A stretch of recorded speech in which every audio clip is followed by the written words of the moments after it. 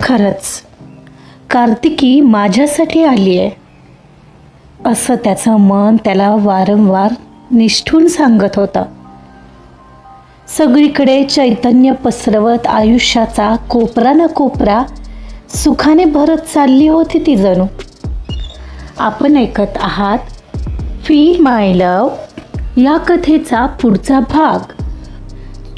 भाग सुरू करण्याआधी प्लीज माझ्या चॅनलला सबस्क्राईब करून घ्या आणि आधीचे पाठ ऐकले असल्याची खात्री करून घ्या.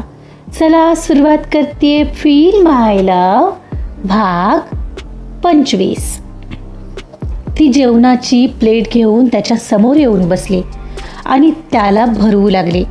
एवढ्यात पूजा म्हणाली, अरे कार्तिकी वहिनी, मगाशी मला डॉक्टर भेटले होते.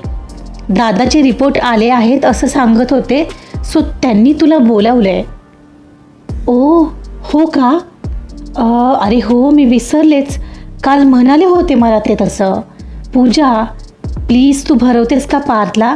मी आलेच त्यांना भेटून म्हणत ती लगेचच उठली. अगं अशी लगेचच काय उठतेस? त्याचं जेवण तर होऊ दे, पूजा म्हणाली. तसं तिनं एकवार पार्थकडे पाहिलं आणि पुन्हा पूजाकडे पाहत म्हणाली, अगं तू भरव ना आत्ता या वेळेला.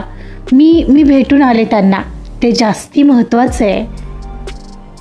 बरं ठीक आहे, आण मी भरवते म्हणत पूजा उठली आणि पार्थला भरवू लागली आणि ती मात्र तशीच धावत डॉक्टरकडे निघाली. बघितलं, दादा किती काळजी आहे तिला, किती प्रेम करते तुझ्यावर. खरंच लकी आहेस तू. खूप छान निवडली आहेस तू वहिनी. तुला नेहमी सोबत आणि साथ देईल अशीच. तो म्हणाला आणि मनातच हसला. पूजा त्याला भरवत होती आणि तो शांतपणे जेवत होता. मनात बस एकच विचार करत होता, आता बस तिच्यासाठी बरं व्हायचंय. असा नकारात्मक विचार आता करायचा नाहीये, भले कितीही त्रास हो. इकडे कार्तिकी डॉक्टरांच्या केबिनमध्ये आलेली.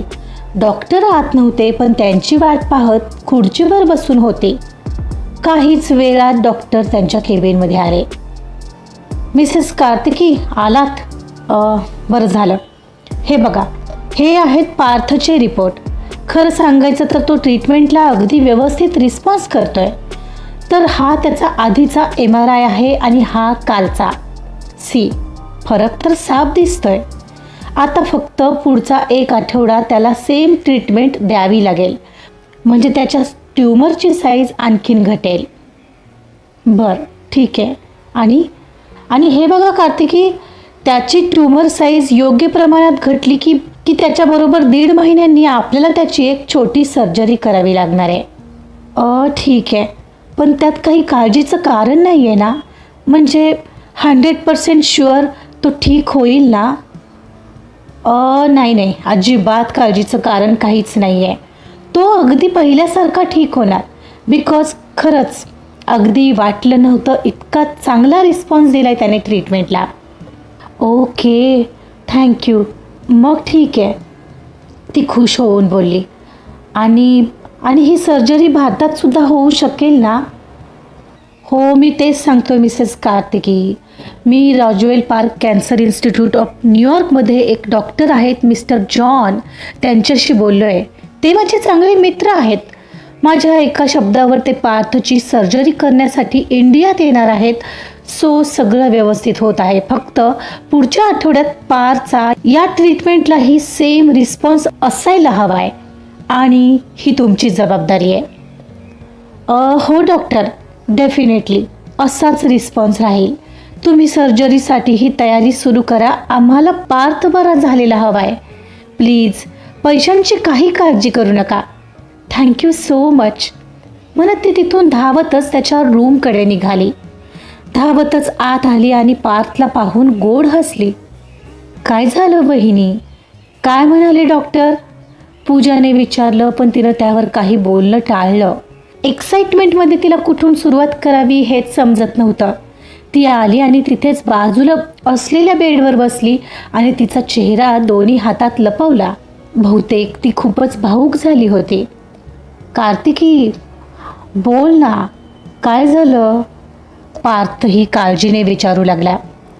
अगं सांगणारेस का आता वहिनी? टेन्शन नको देऊ यार. पूजाने येऊन तिला हलवलं. तसं तिनं डोळ्यात आलेले आनंदाश्रू पुसले आणि मोठा श्वास घेऊन म्हणाली, काही नाही झालंय, मी खूप खुश आहे पार्थ. डॉक्टर बोलत आहेत ट्रीटमेंटला तुझा छान रिस्पॉन्स आहे. पुढच्या आठवड्यात सेम ट्रीटमेंट याच रिस्पॉन्सने तुला करायची आहे आणि लवकरच तू बरा होणार आहेस. फक्त 1-1.5 महिन्यानंतर एक छोटी सर्जरी करावी लागणार आहे आणि मग झालं. सिरियसली? आणि तू हे असं सांगतेस? अरे बापरे, जीव गेलेला माझा. काय अगं तू वहिनी? तिचं ऐकून पूजाही खूपच खुश झाली. खरंच असं बोलले डॉक्टर कार्तिकी? पार्थनेही खुश होऊन विचारलं. हो खरंच. डोळ्यात पुन्हा आलेल्या पाण्यासह ती गोड स्मित करत म्हणाली. तसं त्याच्या चेहऱ्यावरही हास्य उमटलं. खरंच कार्तिकी माझ्या आयुष्यात फक्त माझ्यासाठी आली आहे असं त्याचं मन त्याला पुन्हा पुन्हा सांगत होतं. सगळीकडे चैतन्य पसरवत आयुष्याचा कोपरा ना कोपरा जणू ती सुखाने भरत चालली होती. तुम्ही बोला, मी डबा घेऊन येते घरून आणि आईलाही छान बातमी देऊन येते म्हणत पूजा घरी सटकली. पार्थ, तुझं झालं असेल तर आराम कर तू. मी आहे इथेच, काही लागलं तर सांग. राहू दे ना, आज गप्पा मार ना माझ्याशी. नाही नाही नाही, आता तू आराम करायचा आहेस आणि माझं ऐकायचं आहेस. हां चल झोप बरं आता. तिने त्याला जबरदस्तीने झोपायला लावलं. तो बरेच झोपायचा प्रयत्न करत होता पण तिच्याकडे अधूनमधून लक्ष जातच होतं. पण त्याचे डोळे मध्येच उघडायचे आणि लक्ष तिच्याकडे जायचं. कधी तिच्या लक्षात आलं तर ती त्याला हटकायची. पार्थ, झोपतोयस ना आता? हो झोपतोय म्हणत तेवढ्यापुरतं तो डोळे मिटून घ्यायचा आणि पुन्हा हळूच चोरून तिच्याकडे पाहायचा. ती तिथेच बसून राहायची तर कधी इकडून तिकडे फिरत होती. बहुतेक तिचा कसलासा विचार चाललेला. इकडे ती मात्र कधी पार्थसोबतच्या भविष्याचा विचार तर कधी भूतकाळात घडून गेलेल्या घटनांचा आणि पार्थच्या भेटण्याचे सकारात्मक अर्थ शोधत बसलेली. तिच्या गालात आलेली गोड स्माईल चोरून पाहताना त्याला मात्र वेगळाच आनंद मिळत होता. कधीतरी गळ्यातलं मंगळसूत्र पाहता पाहताच तिचं ते गूढ हसणं पार्थला मात्र कोड्यात टाकत होतं आणि ती आता नेमका काय विचार करत असेल या प्रश्नाला जन्म देत होता. पण सोबतच तिच्या सोबतच्या भविष्याची स्वप्न रंगवायलाही उत्सुक करत होता. बहुधा ती सुद्धा तर तेच करत होती. पार्थ सोबतच्या आयुष्याची स्वप्न रंगवत होती. आज हॉस्पिटलमध्ये फक्त आशेचं वारं वाहत होतं. निराशेचा लवलेशही त्यात नव्हता. जणू ती चाहूल होती येणाऱ्या सुखाची. घड्याळात 5 वाजत आले होते. आई अजूनही हॉस्पिटलमध्येच होती. पूजाची येण्याची वेळ झालेली आणि कार्तिकीला मात्र ऑफिसमधून यायला बराच वेळ होणार होता. काहीच वेळात पूजा तिच्या आयुष्यात असणाऱ्या त्या स्पेशल व्यक्तीला पार्थला भेटायला घेऊन आलेली. दादा बघ, पाहिलंस का आज कोण आले तुला भेटायला? ती आत येत म्हणाली खरी पण आईला पाहून दरवाजात थबकली कारण आई सुद्धा दरवाजाच्या दिशेने वळलेली. कोण ग हे? आईने विचारलं. हो सांग सांग, कोण आहे ते? पार्थ ही तिची मस्करी करत बोलला तसं तिने पार्थला तू सांभाळून घे ना प्लीज असं खुणावलं. पार्थ तिला हसत होता. अगं पूजा, आधी ओळख तर करून दे आमची, पार्थ म्हणाला. हो हो आई. दादा, हा आहे सुशांत, आमच्याच कॉलेजमध्ये प्रोफेसर आहे मॅथचा. सुशांत ही माझी आई आणि हा माझा मोठा भाऊ. नमस्ते आई. नमस्ते दादा, तो अदबीने म्हणाला. प्रामाणिक डोळे, हसतमुख चेहरा, एक क्षणात कोणालाही आपलासा वाटेल असाच मुलगा वाटत होता तो. नमस्कार. म्हणजे तुम्ही मॅथ्स शिकवता तर? पार्थने विचारलं. हो, तो हसत उत्तरला. पण मग गणित सोडवता सोडवता तुम्ही अचानक रस्ता कसे काय चुकलात? पार्थ मस्करीच्या सुरात म्हणाला, जे त्याला कळलंच नव्हतं. म्हणजे मी समजलो नाही. तो पूजाकडे गंभीरपणे पाहत न समजून म्हणाला, अरे म्हणजे गणित सोडवता सोडवता तुम्ही इकडं फिजिक्सकडे कसं काय आलात? तो पूजाकडे बोट दाखवत म्हणाला. तसा झालेला जोक समजून तोही हसू लागला. पूजाही हसत होती. नाही, ते सगळं ठीक आहे पूजा, पण काय ग, यांना भेटवायचं प्रयोजन काय? आईनं नेमकं विचारलं आणि तिनं मात्र घाबरून पार्थकडे पाहिलं. आई, अगं मीच बोलावले त्यांना. अरे बसा ना तुम्ही, पार्थ मध्येच म्हणाला. मी ठीक आहे, तुम्ही कसे आहात? सुशांतने पार्थला विचारलं. मी छान आहे. आई, तुला बोललो होतो ना पूजाच्या लग्नाचं, तर तेच. ओ अच्छा, हेच का ते? बरं बरं. घरी कोण कोण असतं तुमच्या? आईने लगेच विचारलं. मी आणि माझी आई आणि बाबा. आई बँकेत जॉब करते आणि बाबा एका कंपनीत मोठ्या पदावर आहेत. ओ छान, मग एकदा आमच्या घरी घेऊन याच घरच्यांना, बोलून घेऊ एकदा, आई म्हणाली. हो, कारण लग्न करायचं आहे ना तुम्हाला पूजाशी? पार्थने बळेच विचारलं. हो, मी बोललोय घरी तिच्याबद्दल. तो मान खाली घालत बोलला. पूजा ही एवढा वेळ बडबड करणारी खाली मान घालून शांतपणे तिघांचं बोलणं ऐकत होती आणि पार्थला प्रश्न पडलेला की ही तीच पूजा आहे का, जी छोट्या छोट्या गोष्टींवरून नुसती सुरू होत असते. ठीक आहे ना, पण काही घाई नाही. दादा, तुम्ही आधी बरे व्हा, सुशांत म्हणाला. हो, मी बरा तर होणारच आहे, पण त्याआधी ॲटलिस्ट एंगेजमेंट करून घेऊया. हो बघू, घरच्यांना देतो मी कल्पना. सुशांत ओझरता पूजाकडे पाहत हसला. काही वेळ गप्पा करून सुशांत निघाला तशी पूजाही त्याला सोडायला खाली गेली. पार्थ, मुलगा चांगला वाटतोय. अरे किती सुसंस्कृत आहे, पूजासाठी अगदी योग्य वाटतोय, आई म्हणाली. हो आई, मलाही हेच वाटलं. पार्थ, आता फक्त तू बरा हो. बघ सगळं कसं छान होईल. मग तुझं आणि कार्तिकीचं लग्नही होऊन जाऊ दे. मी काय म्हणते पार्थ, राहू दे मोठं, आपण रजिस्टर करू तुझं आणि कार्तिकीचं लग्न, तेही पुढच्याच महिन्यात. कशाला मोठा घाट? हे सगळं पाहिल्यापासून कशाची इच्छा नाही राहिली आहे. आता बस तुम्हा दोघांना सुखात पाहायचं आहे. आई, अगं झालं आता, होईनच मी बरा. नाही पार्थ, आता तर पूजाची ही काळजी मिटली. बस मला ना आता तुला आणि कार्तिकीला सुखात पाहायचं आहे. हो ग आई, सगळं छान होणार आहे, अगदी तुला हवं तसं, काळजी करू नकोस तू. मी ना आज खूप खुश आहे पार्थ. आता वाटतंय सगळं छान होईल, पण उगाच कसलीशी भीती वाटते रे मनाला. म्हणून एकदा हवं तर विचार कर तुझ्या आणि कार्तिकीच्या लग्नाचा.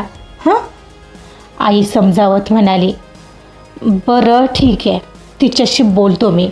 पण आई, अगं अजून कशात काही नसताना असं लगेच लग्न कसं करायचं? अरे ते मनात किंतु परंतु राहतो, तसं काहीसं राहून गेलं आहे माझ्या मनात. बरं, तुझी सर्जरी झाल्यावर तर करशील ना? हो करेन तेव्हा, मग तर झालं. ठीक आहे, चल मग आता मी निघते, पूजाला घेऊन जाते, ती डबा घेऊनच येईल. हो, तो म्हणाला आणि आई निघून गेली. आई एवढी घाई का करते लग्नाची ते त्याला कळत नव्हतं. पण सगळं ठीक होण्याआधी कार्तिकीशी लग्न करणं त्याला योग्य वाटत नव्हतं. आणखीन पुढचा आठवडा हा आशे निराशेचा खेळ चालणारच होता. साहजिकच होतं, पण पार्थच्या सोबत पार्थची कार्तिकी होती. म्हणूनच पार्थ त्याच्या आजाराशी ठामपणे लढा देत होता. कधी डळमळीत झालाच तर त्याची ढाल बनून कार्तिकी त्याला पुन्हा पुन्हा लढायला प्रवृत्त करत होती. अर्थातच म्हणूनच ही लढाई पार्थ जिंकणार होता. आणि लढवई या पार्थने अखेर त्या आठवड्यातील ती रेडिएशन थेरपीची ट्रीटमेंट ही यशस्वीरित्या पार पाडली. आज त्याला घरी आणणार होते. कार्तिकीनेही आज त्याला हॉस्पिटलमधून घरी आणायचं म्हणून सुट्टी घेतली होती. आता 1.5 महिन्यांनी त्याची सर्जरी होणार होती आणि ती झाली की तो पहिल्यासारखा नॉर्मल होणार होता. कार्तिकी डिस्चार्जची प्रोसेस पाहत होती. पार्थला घरी जायला मिळणारे याचा सर्वात जास्त आनंद तिलाच झाला होता. मागच्या आठवड्यात या ट्रीटमेंटला हॉस्पिटलला वैतागलेला पार्थ सतत, कार्तिकी मला घरी जायचं यार, कधी जाणार मी घरी, असं केविलवाना होत विचारत राहायचा आणि तिच्याकडे उत्तर असूनही तिला त्याला समजावणं कठीण व्हायचं. कारण ते घरी आठवड्याने जाणार जरी होते तरीही तो आठवडा त्याला अनेक वर्षांसारखा भासत होता. कित्येक वर्ष आपण एकाच हॉस्पिटलमध्ये आहोत असा भ्रम त्याला वाटायचा. आणि मग त्या हॉस्पिटलच्या भिंती त्याला इतक्या भयानक वाटू लागायच्या की त्याला तिथेच गिळंकृत करतील की काय अशी विचित्र भीती त्याला पछाडून जायची. आणि त्याची ती केविलवाणी अवस्था पाहून कार्तिकीलाही तो सगळा खराब काळ कसा अगदीच हळू चाललाय असं भासायचं. आणि ती ट्रीटमेंट पूर्ण झाल्याशिवाय तरी त्याला घरी कसं जाता येणार होतं. पण आज मात्र त्याला घरी जाता येईल या विचाराने ती खुश होती आणि डिस्चार्जची प्रोसेस बराबर आटपत होती. आणि पार्थ तो मात्र इकडं बेडवर त्याच्या नेहमीच्या रूममध्ये कार्तिकीची वाट पाहत बसलेला, ती डिस्चार्जची प्रोसेस पूर्ण करून येण्याची आणि घरी जाण्याची. एवढ्यात ती आलीच अगदी उत्साहाने. पार्थ चल, झाली बघ सगळी प्रोसेस, आता जायचं ना घरी. तो आनंदाने म्हणाला. त्याचं सामान घेत तिनं त्याला आधार देत उठवलं. तू हे एकटी कसं घेणार, मी एक काम करतो, मला दे, मी घेतो. ओय हिरो, जमणार नाही तुला, घेते मी, वीकनेस आहे अजून तुला, तू चल बरं मुकाट्याने. बघ हा, जमेल ना तुला. जमेल रे, अगं मला न्यायला. तो हसत म्हणाला. तसं तिनं त्याच्याकडे पाहिलं. हो चल आता गपगुमाने. ती त्याच्या नजरेला नजर देत गोड हसली आणि म्हणाली. त्याने तिच्या गळ्यात हात टाकला आणि तिच्या आधाराने खाली जायला निघाली. का कोणास ठाऊक, जणू लग्नाची बायको असल्याची फिलिंग तिला येत होती. तसं रोजच वाटायचं खरं तर, पण आज जरा जास्तच वाटत होतं.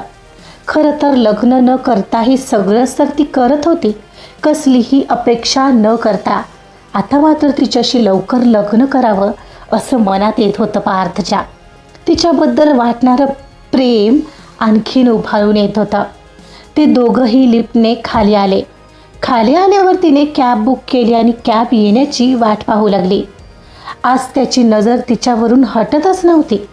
तिने त्याच्याकडे पाहताच मात्र तो नजर चुकवत लक्ष नसल्याचं दाखवायचा, पण आतमध्ये प्रचंड खळबळ होती. तिचाच विचार मनात सतत येत होता. खरंच कोण आहे ती माझी, तरीही करते.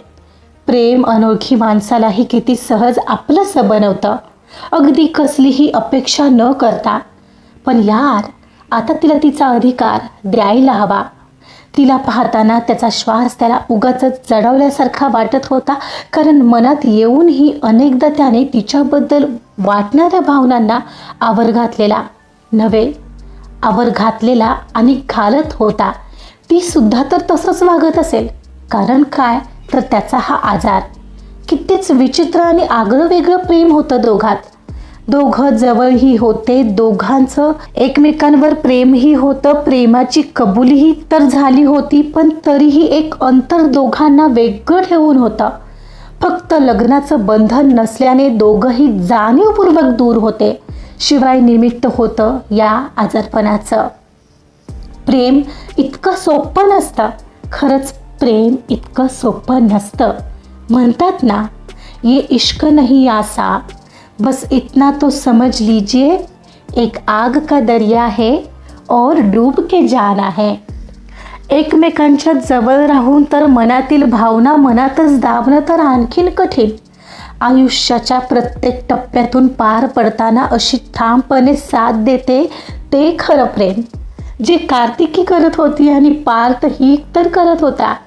आता मात्र ती कमी भरून काढायची हे आज सतत त्याच्या मनात येत होतं. या 2 आठवड्यात खूपदा अनेक गोष्टी त्याच्या मनात यायच्या. तिला जवळ घ्यावं, प्रेम करावं, कधी कधी एखादी उत्कट इच्छा मनात इतकी प्रबळ व्हायची.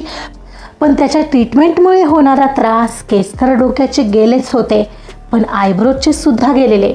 त्यातच त्वचेला खास सुटल्याचा त्रास.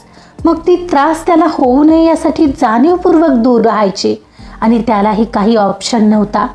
जवळ असूनही दूर असणं काय असतं ते अनुभवत होते ते दोघंही. पण तरीही या कठीणाईत साथ देत होते नजरेचे प्रेम, नजरेची भाषा. एखादा अस्पष्ट स्पर्श आणि फुलत होतं दोघात या जगातलं अनोखं प्रेमाचं नातं. आणि म्हणूनच आत्तापर्यंत प्रत्येक वेळी थांबवलेलं मन आज वेड्यासारखं तिच्याकडे ओढ घेत होतं. त्याची स्किन पूर्ववत व्हायला आणखीन निदान 2 ते 3 वीक जाणार होते. तोपर्यंत काळजी घेणं गरजेचं होतं. म्हणजे तोपर्यंत तर दुरावा असणारच होता. कॅब आली आणि त्याचं विचारचक्र एकदाचं थांबलं. तिने त्याला आतमध्ये बसायला मदत केली आणि बाहेर निघणार तर त्याच्या शर्टच्या बटन्समध्ये तिचे केस अडकले. जणू ते पण म्हणत होते बस झालं आता. पाठ. ती केस पकडून विवळली. Oh wait wait wait wait मी काढतो. निघाले. तो केस सोडवत म्हणाला तशी ती त्याच्याकडे पाहत गोड हसली. डोअर लावून दुसऱ्या बाजूने येऊन त्याच्या शेजारी बसली. कॅबवाल्याला पिन सांगितला आणि त्याला पुन्हा गोड स्माईल देऊन काचेतून बाहेर पाहू लागली. तिचं स्वतःहून पुढे होऊन त्याच्यासाठी सगळं करणं त्याला खूपच सुखावत होतं. पण मनाला तिच्याकडे ओढ घेण्यापासून तो काही स्वतःला थांबवू शकत नव्हता. तिने तिचा डावा हात सीटवर ठेवलेला आणि ती बाहेर पाहत होती. न राहून त्याने तिच्या हातावर हात ठेवला. तसं तिनं त्याच्याकडे पाहिलं. काय रे, काही हवंय का पार्थ? तिनं अगदी नॉर्मली विचारलं. काय नाही. मग त्याने त्याचा हात बाजूला घेतला आणि हाताची घडी घातली. तिला स्माईल देत बाहेर पाहू लागला. अनेकदा त्याची तिच्याकडे नजर जात होती पण ती काय विचार करते हे मात्र त्याला कल्पना करणं अवघड जात होतं. काहीच वेळात दोघंही घरी पोहोचले. आईने आज डोअर उघडाच ठेवलेला. दारात येताच कार्तिकीने त्यांना आवाज दिला. आई, आम्ही आलोय.